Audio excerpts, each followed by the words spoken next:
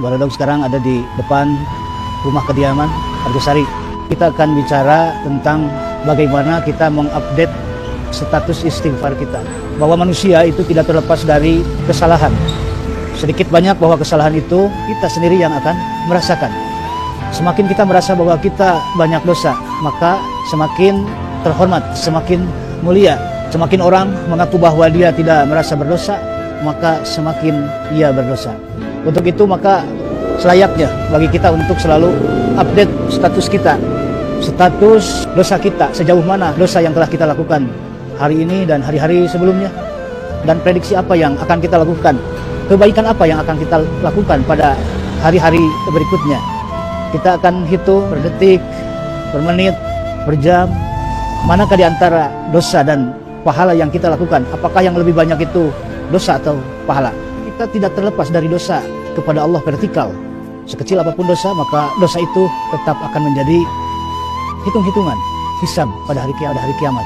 Apalagi dosa yang kita lakukan, dosa yang besar, menggunung, dosa yang Allah tidak akan mengampuni dosa itu. Dari hal-hal yang kecil saja, kita harus introspeksi bahwa ternyata menganggap kecil kepada dosa, maka dosa itu besar. Maka kita tidak boleh sekali-kali untuk menganggap bahwa dosa itu adalah dosa yang tidak seberapa atau dosa kecil. Artinya dosa kecil atau besar maka akan jadi hisab, perhitungan pada hari kiamat. Dosa vertikal kita kepada Allah, Allah tutup dan tidak akan dibuka dosa itu menjadi hisaban pada hari kiamat saat kita melakukan dosa dan istighfar dari dosa itu. Maka dalam kaidah hadis ada istighfar, artinya memohon ampun kepada Allah, dan ada istighfar, kita mengampuni sesama, mengampuni orang lain. Dosa dan kesalahan orang lain begitu mudah kita mengampuni. Maka ini definisi al-istighfar. Kewajiban kita adalah bagaimana kita mengawal agar hidup kita itu berjalan dengan apa yang diharapkan. Begitu sederhana tapi hasilnya brilian. Apa? Yaitu dengan terus update istighfar kepada Allah dari segala kesalahan kecil dan besar dosa kita. Yang kedua, istighfar mengampuni manusia dengan tanpa tedeng aling-aling. Siapapun dia, kita ampuni dengan porsi, dengan cara yang beda-beda.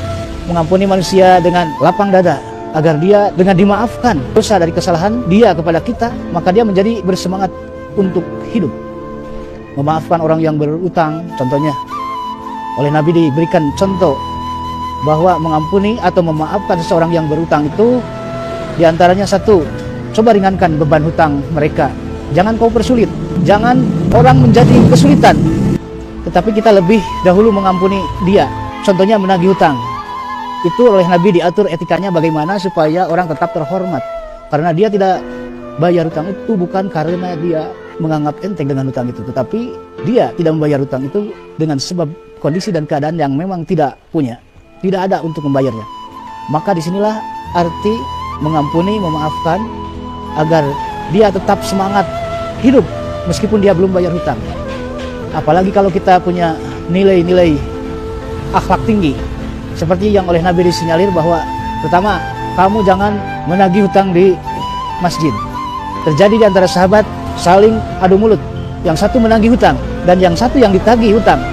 Maka oleh Nabi, lunaskan hutang itu, kalau tidak setengahnya, agar dia menjadi ringan bebannya. Jadi ada yang harus kita garis bawahi bahwa di antara hutang itu ada yang tidak dibayar karena memang dia tidak punya. Maka kita punya etika yang tinggi oleh Nabi yang diajarkan betapa mulianya akhlak seseorang saat dia berani membebaskan hutang itu, melunaskan hutang itu, paling tidak meringankan beban setengahnya, dan paling tidak dia tidak terus menagih dalam saat kondisi yang sulit, tapi memberi waktu, jeda, jarak untuk berpikir kembali supaya bisa membayar hutang tersebut. Ini ada perilaku yang sangat bijak, etika yang sangat dahsyat. Ketika seseorang tidak membayar hutang, kemudian kita punya kebijakan yang luar biasa. Kita bilang, begini, dengarkan, sebelum Anda meminjam lagi kepada saya dan berhutang lagi kepada saya, supaya Anda tenang, maka hutang ini bebas. Untuk itu silakan Anda untuk berhutang lagi kepada saya. Itu diantara contoh perilaku yang hebat. Itu adalah amal unggulan kelas tinggi, luar biasa. Nah, itu diantara contoh daripada bagaimana kita mengampuni orang lain, bagaimana kita memohon kepada Allah, istighfar kita kepada Allah, dan istighfar kita, dan memohonkan ampun kepada Allah agar mengampuni orang lain. Jadi pertama, tahapannya adalah kita istighfar, memohon ampun kepada Allah, dan yang kedua, memohonkan ampun untuk orang lain kepada Allah, Yang ketiga adalah memaafkan orang lain. Yang keempat, kita mohon maaf kepada orang lain.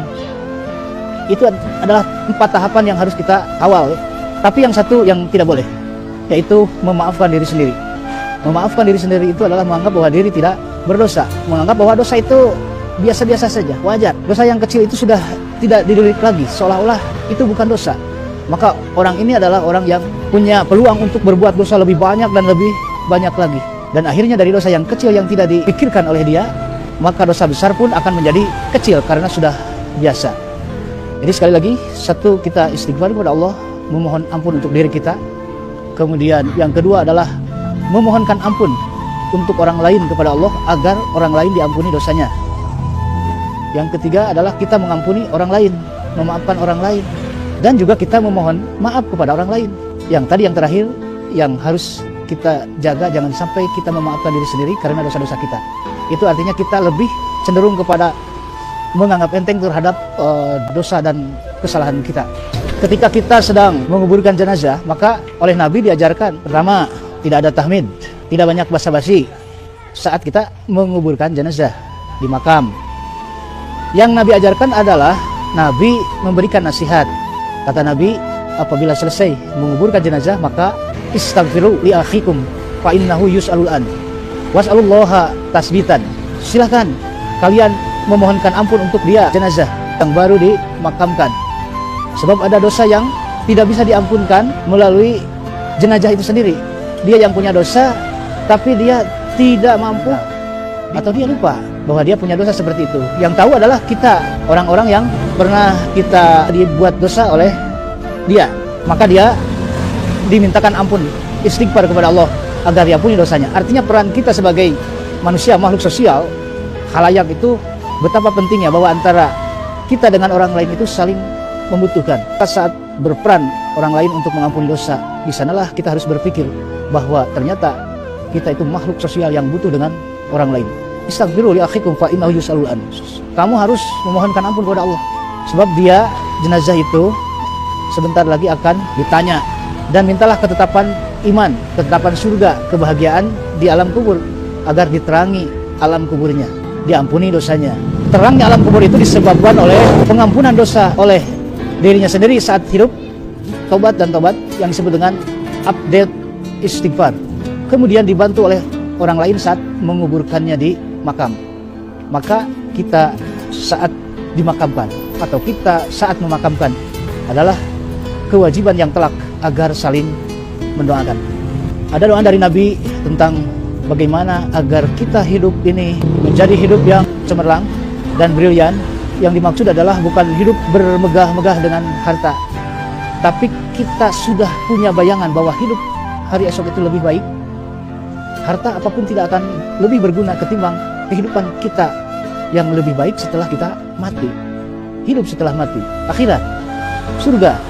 Maka yang cerdas itu adalah orang yang memikirkan bagaimana hidup hari esok, bukan hidup hari ini. Bukan memikirkan harta, tetapi yang dipikirkan adalah keselamatan. Bagaimana menjaga harta dan menyelamatkan kita kelak di akhirat. Nah, itu barangkali mudah-mudahan jadi motivasi bagi kita menjadi penyemangat hidup selama hayat di kandung badan. Maka gunakanlah kesempatan ini agar kita lebih banyak berbenah. Mudah-mudahan apa yang Baradong sampaikan hari ini ada manfaatnya. Aku qouli hadza wa astaghfirullah li wa lakum. Wassalamualaikum warahmatullahi wabarakatuh.